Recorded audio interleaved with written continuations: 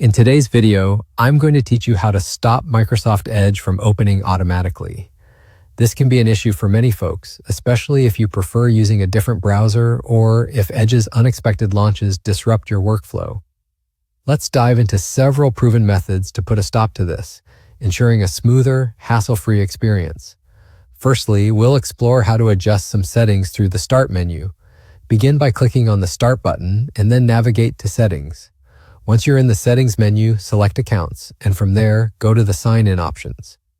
Here you'll find an option that says, Use my sign-in info to automatically finish setting up my device after an update or restart. Make sure to turn this option off. This setting can sometimes cause Microsoft Edge to open automatically after your PC has been updated or restarted. Now let's look at the second method. Right-click on the Start button to open a quick access menu where you should select Run.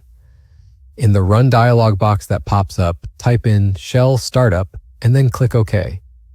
This action opens the Startup folder, a location where shortcuts to programs that run automatically at startup are stored. If you see a Microsoft Edge shortcut here, delete it.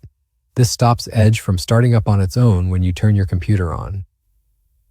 Moving on to the third method will involve the Task Manager.